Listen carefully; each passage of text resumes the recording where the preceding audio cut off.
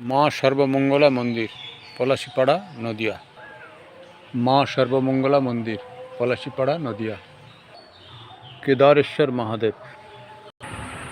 মা সর্বমঙ্গলা শ্রীরামকৃষ্ণ পরমহংসদেব এবং মা সারদা দেবী।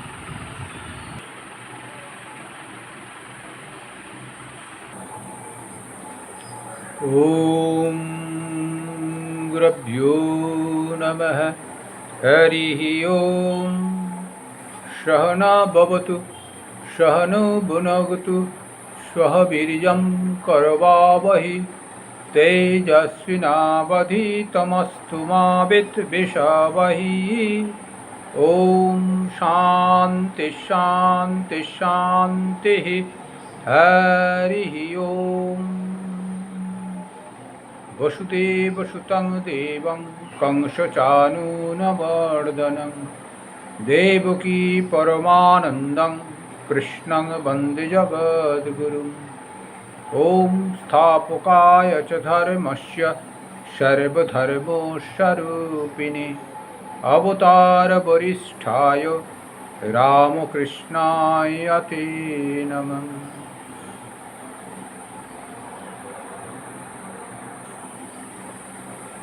আপনারা প্রশ্ন করেছেন কয়েকজন, জগন্নাথ প্রভু জগন্নাথের প্রসঙ্গ কিছু আলোচনা বা জগন্নাথের প্রসঙ্গ করবার জন্য। আজকে প্রভু জগন্নাথের প্রসঙ্গ একটু করা যাক। আমাদের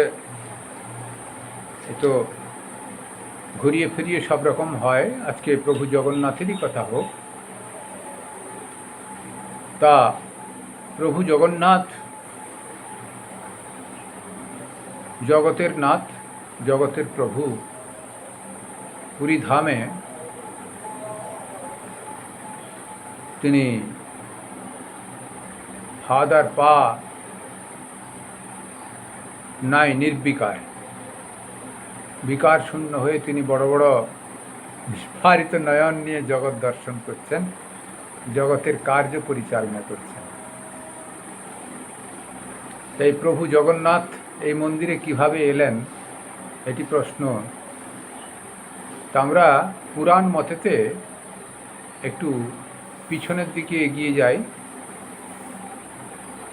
তা দেখা যাবে দ্বাপর যুগেতে ভগবান শ্রীকৃষ্ণ জন্মগ্রহণ করেছিলেন। সে সময় ভগবান শ্রীকৃষ্ণ ভক্তি, কর্ম, যোগ এবং জ্ঞানে পরিসমাপ্যতে, জ্ঞানে চারটি যোগেরই বেশ পরাকাষ্ঠা হয়ে শাসন করেছিলেন এবং অধর্মকে বিনাশ করার চেষ্টা করেছিলেন। তিনি গীতামুখে বলেছেন, यदा यदा हि धर्मस्य ग्लानिर्भवति भारत अभ्युत्थानमधर्मस्य तदात्मानं सृजाम्यहम् परित्राणाय साधूनां विनाशाय च दुष्कृतं धर्म संस्थापनार्थाय সম্ভবামি যুগে যুগে। তা কিন্তু সবই হলো, তিনি অবতার পুরুষ হিসেবে এসেছেন, যুগে যুগে ধর্মকে রক্ষার জন্যে চেষ্টাও করেছেন। কিন্তু ধৃতরাষ্ট্রের এত পুত্র সব হত্যা হওয়ার পরে, কুরুক্ষেত্র যুদ্ধে নিধন হওয়ার পরে গান্ধারীর মন বিচলিত হয়েছিল এবং তিনি ভগবান শ্রীকৃষ্ণকে অভিশাপ দিয়েছিলেন, আমি যেমন সমস্ত পুত্রকে হারিয়ে মনস্তাপ অনুভব করছি, হয়তো কর্মের ফল ধরেই নিলাম, তোমাকেও কিন্তু তাই ভোগ করতে হবে। ভগবান শ্রীকৃষ্ণ মাথা পেতে নিয়েছিলেন, তাই হবে তথাস্তু। সেই তাঁর আয়ুর অন্তিম সময়ে, ভগবান শ্রীকৃষ্ণের আয়ুর অন্তিম সময়ে তিনি ভেট দ্বারকা থেকে প্রভাস তীর্থে চলে আসেন। সোমনাথ প্রভাস তীর্থ, সেখানে দ্বাদশ জ্যোতির্লিঙ্গের একটি লিঙ্গ। সেখানে শরীর ত্যাগ করলে পুনর্জন্ম হয় না, এটি প্রবাদ আছে। ভগবান শ্রীকৃষ্ণ তার সমস্ত নাতিকুলকে, নাতি পুরুষ কুলকে, নাতি এবং নাতির নাতি টাতি, কারণ ভগবান শ্রীকৃষ্ণ থাকা অবস্থায় ভগবান শ্রীকৃষ্ণের নাতি সাধুদের একবার খুব বড় ধরনের অপমান করেছিলেন। সাধুরাও একটি অভিশাপ দিয়েছিলেন, মুসল প্রবেশ করবে এবং মুসলম কুলনাশনম। সেই মুসলের গল্প পরে একদিন হবে না হয়, তা সে মুসল প্রবেশ করবে। তাহলে একটু বলেই দিই, টাচ করে নিই, তাহলে আপনারা বুঝতে পারবেন। চাতুর্মাস্যের সময় সাধুরা ভেট দ্বারকায় এসে অবস্থান করবেন, ভগবান শ্রীকৃষ্ণের সঙ্গে কথা বলছেন, গিয়ে ফিরে যাচ্ছেন। ফিরে যাওয়ার সময় ভগবান শ্রীকৃষ্ণের নাতির ছেলে তা পেটে কাপড় জড়িয়ে সাধুর সামনে দাঁড়িয়ে বলছেন, আচ্ছা আপনি তো খুব জ্ঞানী, সাধন ভজন করেন, এই মেয়েটার কি বাচ্চা হবে একটু বলে দিন দেখিনি। আর সাধু রেগে গিয়ে অভিশাপ দিয়েছিলেন, মুসলম কুলনাশনম, অর্থাৎ ছেলে মানুষের ভিতরে তো কাপড় জড়িয়ে পেটটা উঁচু করে তা সাধুকে ছলনা করেছে। সাধু অভিশাপ দিলেন, মুসলম কুলনাশনম, ও মুসল প্রসব করবে এবং তার থেকে তোমার বংশ নির্বংশ হবে, ভগবানের বংশ নির্বংশ হবে, যদুবংশ ধ্বংস হবে। তা গান্ধারীর অভিশাপ, ঋষির অভিশাপ উভয়ই যেন ভগবান শ্রীকৃষ্ণ তা মাথা পেতে নিয়েছিলেন জানতে অজান্তে। তা সময় হলো, তা হ্যাঁ, ওই লোহার মুদগর যে প্রসব করল, তখন সব ভয়ে বিহ্বল হয়ে গেছে ভগবান শ্রীকৃষ্ণের নাতি গোষ্ঠী সব। তারা মথুরায় ভগবান শ্রীকৃষ্ণের দাদু তখন শাসন করছেন, কংসের বাবা, তার কাছে এলেন, বললেন এই পরিস্থিতি হয়েছে, কি করা যাবে। তিনি পরামর্শ দিলেন, একে ভেঙে টুকরা টুকরা করে সমুদ্রে ফেলে দাও। তা সমুদ্রে ফেলে দেওয়া হলো। একটি মাছ তা গ্রহণ করেছিল, যেটি পরবর্তীকালে ব্যাধের হাতে আসে। আর ছোট ছোট গুঁড়াগুলো প্রভাস তীর্থতে এসে লাগে, যেগুলো নলখাগড়ার গাছ হয়। তা ঘটনাটি সংক্ষিপ্তভাবে বলার পরেই আপনার পূর্বের কথায় ফিরে যাচ্ছি। প্রভাস তীর্থে এসে ভগবান শ্রীকৃষ্ণ আয়ুর শেষ অন্তিম অবস্থায় তিনি বুঝতে পেরে সমস্ত পুরুষ কুলকে ডেকে নিয়ে প্রভাস তীর্থে এসেছেন, দিয়ে এক জায়গায় বসেছেন। কিন্তু ভগবান শ্রীকৃষ্ণ বাদে অন্যান্য সকলেই সোমরস পান করে ভুল বকা শুরু করেছেন, এবং ওই যে নলখাগড়ার গাছ হয়েছিল, ওই লোহার মুদগর ভাঙার টুকরোগুলো থেকে গাছ হয়েছে, সেগুলো ওই বংশের যে হাত দেবে সেগুলো সব লোহা রড হয়ে যাবে। তা সেগুলো নলখাগড়ার গাছগুলোকে সব এক একটি করে স্পর্শ করে দেখছেন যে লোহা হয়ে যাচ্ছে, নিয়ে মারপিট শুরু করলেন, এবং এক এক করে ভগবান শ্রীকৃষ্ণ বাদ দিয়ে তার বংশের সমস্ত নির্বংশ হয়ে গেল। ওখানেই সব মারা গেলেন। ভগবান শ্রীকৃষ্ণ নিশ্চিন্ত হলেন। এইবার ভগবান শ্রীকৃষ্ণের শরীর যাওয়ার পালা। যাবেন কি করে ভগবান শ্রীকৃষ্ণ? তারও তো একটি পথ চাই। হঠাৎ সাঁই সাঁই করে একটা তীর এলো ভগবান শ্রীকৃষ্ণের দক্ষিণ পদে, মানে পায়ের যে পাতাটা আছে সেই পাতার ভিতর দিয়ে উফড় ওফড় হয়ে বেরিয়ে গেল। তারপরে দৌড়ে ব্যাধ ছুটে এলেন। সে ব্যাধের নাম হচ্ছে শবর। ভগবান আপনি? আমি তো শব্দভেদী বাণ মেরেছিলুম হরিণ ভেবে, তা আপনি ভগবান স্বয়ং? আমার খুব অন্যায় হয়ে গেছে, আমি জানি না, আমাকে ক্ষমা করে দিন। ভগবান শ্রীকৃষ্ণ ওনাকে দিব্য চক্ষু দান করলেন। বলছি তুমি কোনো অন্যায় করনি। রাম অবতারে আমি বালিকে বধ করেছিলুম। তুমি তার যুবরাজ ছিলে, বালির পুত্র ছিলে। সে সময় সন্ধি করে তোমাকে আমার মিত্র করা হয়েছিল, কিন্তু পরজন্মে তার প্রতিশোধ নেবার জন্য আশীর্বাদ করা হয়েছিল। সে পরজন্মে তুমি তার প্রতিশোধ নিলে, আমাকে বধ করে তুমি তার প্রতিশোধ নিলে। তা তোমার কোনো অন্যায় নয়। তা এই শরীরটা, আমার শরীর চলে গেলে তুমি অন্তিম সংস্কারটুকু করে দাও। এবং অর্জুনকেও খবর দেওয়া হলো। উদ্ধব অর্জুনকে নিয়ে এলেন। অর্জুনকে ভগবান শ্রীকৃষ্ণ বললেন, দ্বারকাতে যে যত গোপীগণ আছেন, গোপীতলাওতে আত্মবিসর্জন করুক, স্বর্গরাজ্যে সবাই চলে যাবে, আমি একটু পরেই যাচ্ছি। নচেত অর্জুন রক্ষা করবে, অর্জুনের সঙ্গে থাকো। তা যাই হোক, আর ওই দিকে যাচ্ছি না, মূল ঘটনায় ফিরে আসি। দিয়ে ব্যাধ অনুতপ্ত এবং ভগবানের শরীর ছাড়ার পরে আপনা আপনি জ্বলে গেল ভগবানের শরীর। ভগবান অর্জুনকে উপদেশ দেওয়ার পরেই, এবং আলিঙ্গন করলেন অর্জুনকে, অর্জুনের সমস্ত শক্তি হরণ করে নিলেন। তারপর তিনি নিজের শরীর ত্যাগ করলেন।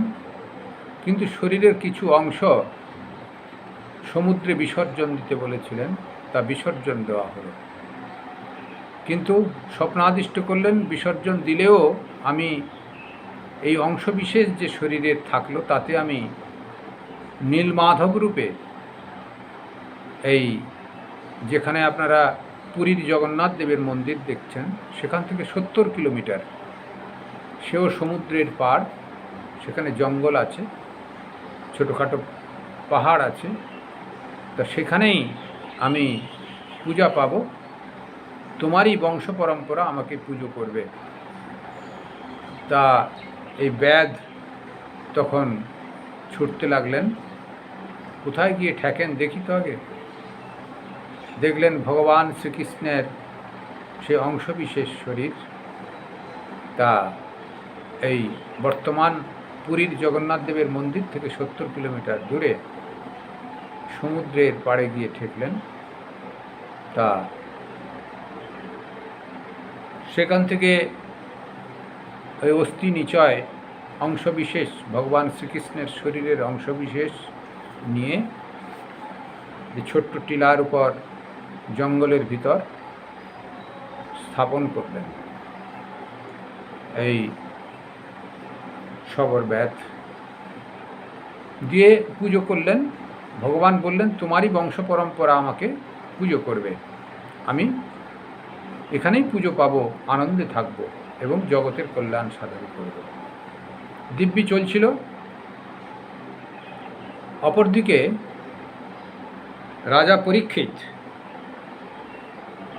অভিমন্যুর ছেলে পরীক্ষিত, যাকে নিয়ে ভাগবত রচনা হয়েছে, যাকে অবলম্বন করে, এই রাজা পরীক্ষিতের পরম্পরা ইন্দ্রদ্যুম্ন রাজা পুরীর এই রাজসিংহাসনে বসে পুরী শাসন করতেন।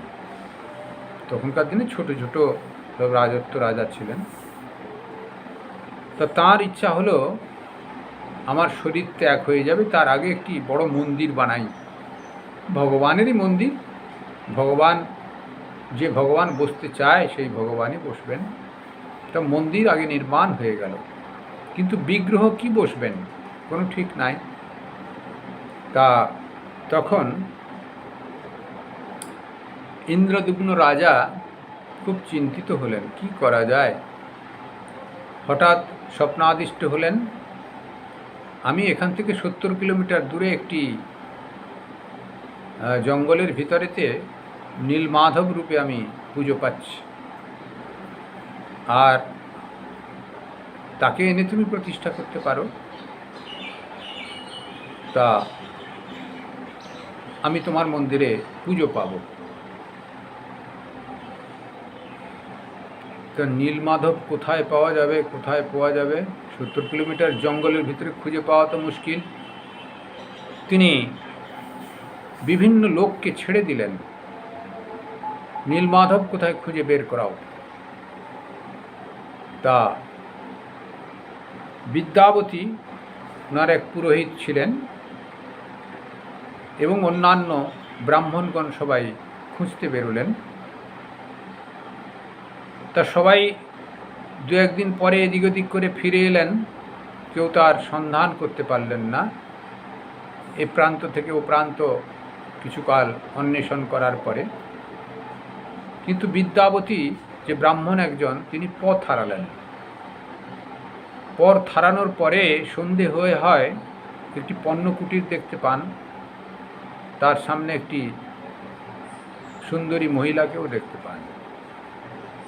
মহিলার সঙ্গে কথোপকথন হতে হতে তার সঙ্গে মানসিক প্রণয় হয় এবং বিবাহ করার প্রস্তাব হয়। তা তিনি এবং আরও জানতে পারেন,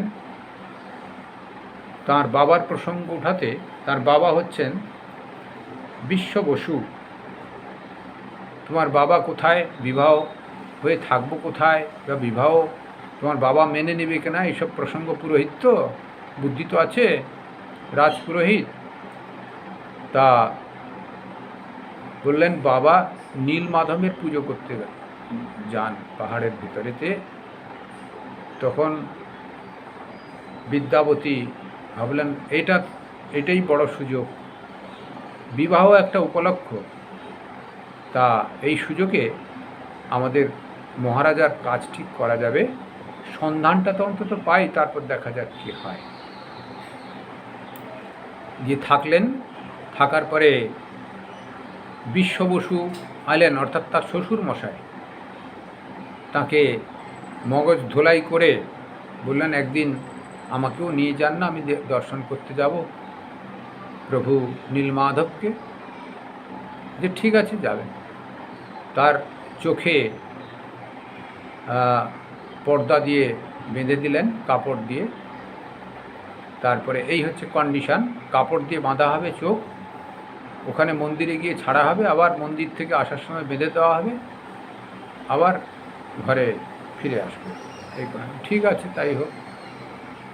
তিনি সর্ষে পকেটের ভিতরে ঢুকিয়ে নিলেন, খানিকটা সর্ষে নিয়ে নিলেন, দুটি দুটি করে রাস্তা দিয়ে ফেলতে ফেলতে যাচ্ছেন। তা কারণ সর্ষে, ভালো সর্ষে যদি হয়, যে রাস্তা দিয়ে যাবে কিছুকাল পরেই গাছ উঠে যাবে, আবার সেই গাছ অন্তত 6 মাস কি 3 মাস তার বীজ হয়ে পাকতে সময় লাগবে। অর্থাৎ একটা রাস্তার মতো মনে হবে, সর্ষের রাস্তা, সর্ষে গাছের রাস্তা হয়ে গেছে। এটি বিদ্যাবতীর মনে ধারণা হয়েছিল এবং তাই করেছিলেন তিনি।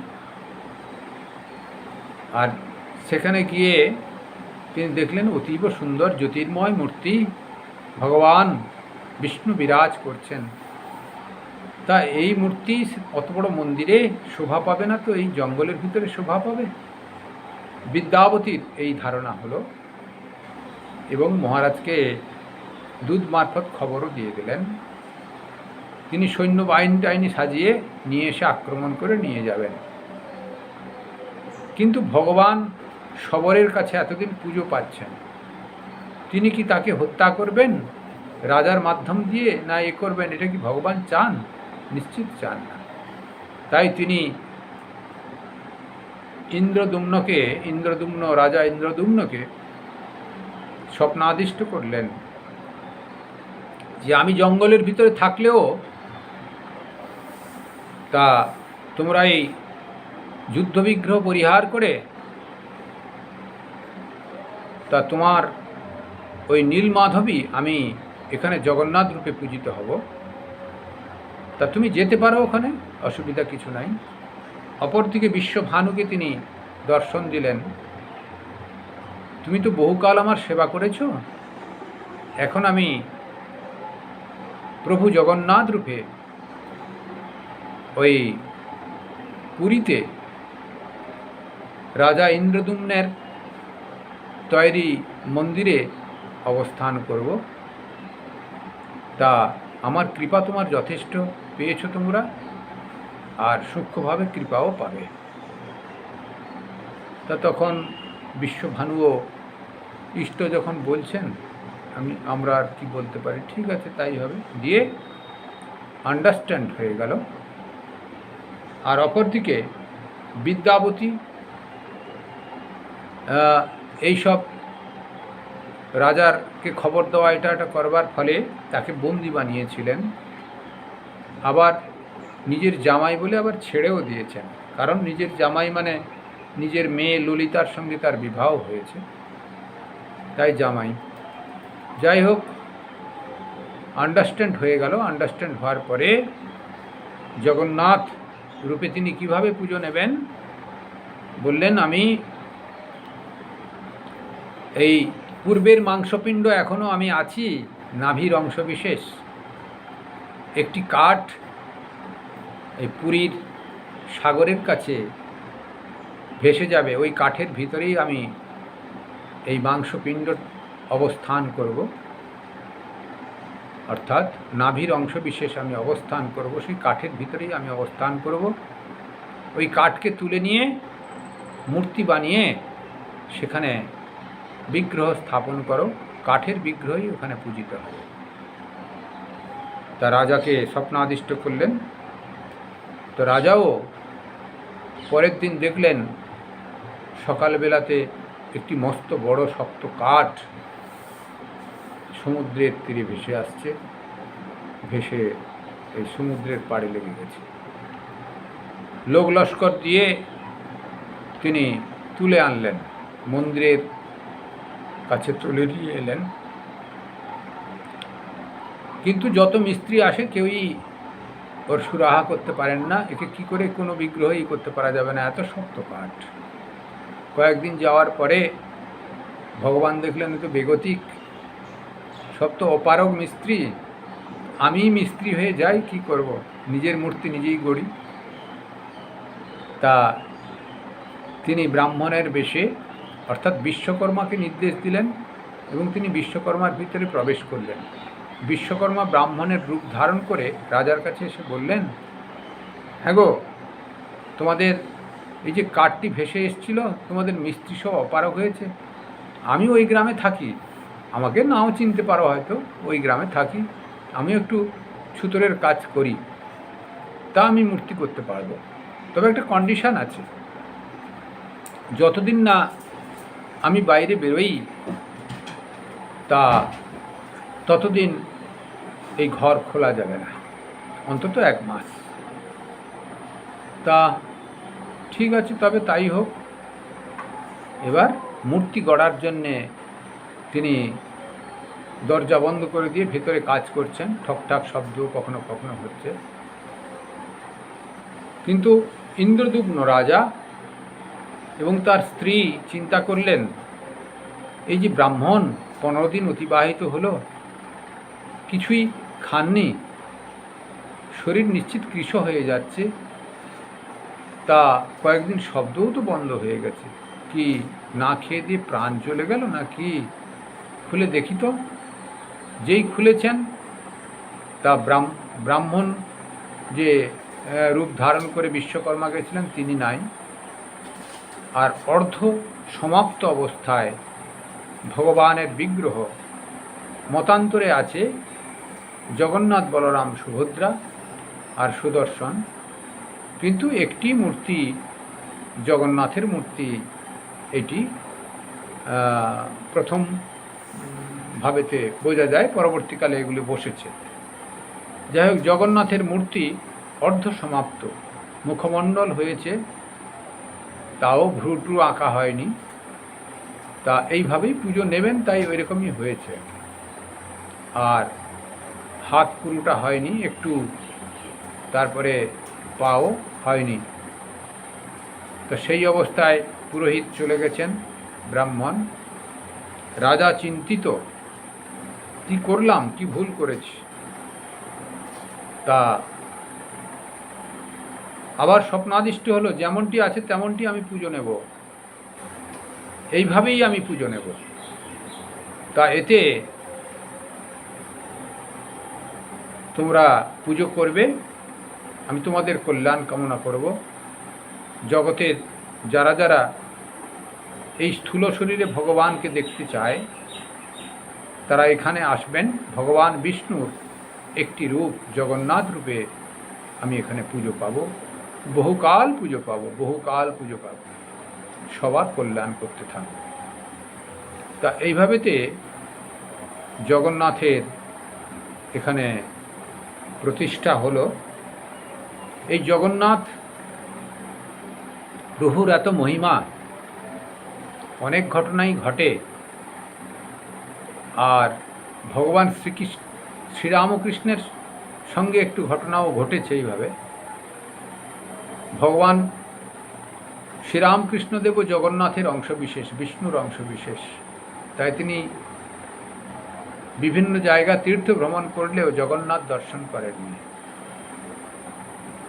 পরবর্তীকালে মা সারদা দেবী আঁচলে ছবিখান নিয়ে গিয়ে ঠাকুরকে ছবি থেকে দর্শন করিয়েছিলেন জগন্নাথ। অর্থাৎ জগন্নাথের, শ্রীরামকৃষ্ণ এবং জগন্নাথ ভগবান বিষ্ণু অভেদ, কিন্তু স্থূল শরীরে যখন জন্মগ্রহণ করেন কেউ, সমস্ত ইষ্টকে তাকে শ্রদ্ধা সহকারে দর্শন প্রণাম করতে হয়। এটি সামাজিক পরিকাঠামো, নিয়ম। তা মা দর্শন করিয়েছিলেন। আর দক্ষিণেশ্বরে বললেন ভগবান 3 জায়গায় বিরাজিত, বৃন্দাবনের রজ, আর পুরী জগন্নাথে, আর গঙ্গা স্নানে।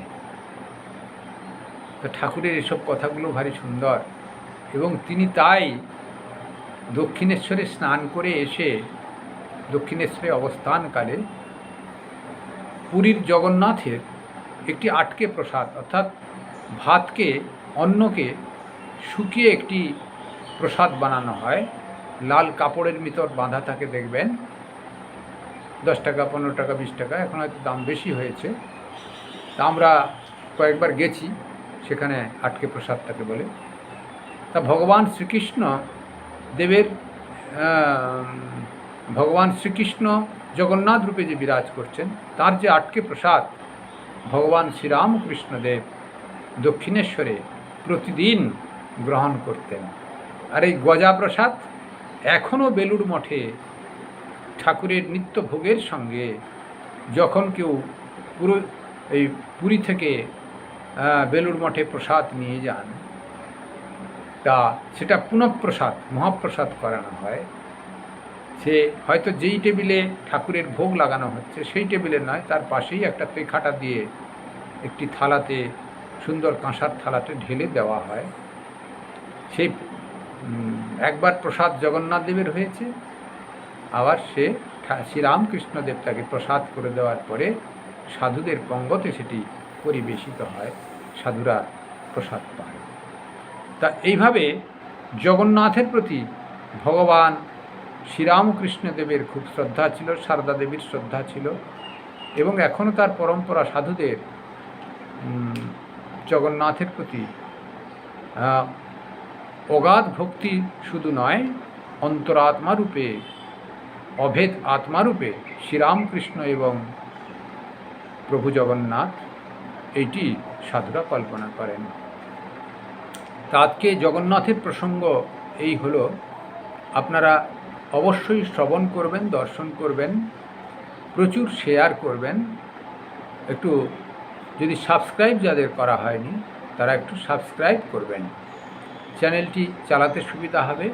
এখানে ধর্মীয় কথা হয়, ঠাকুরমা স্বামীজির কথা হয়, অন্যান্য ধর্মীয় পৌরাণিক কথাও হয়, ভাগবত হয়, গীতা হয়, উপনিষদ হয়, চণ্ডী হয়, সব রকম হয়।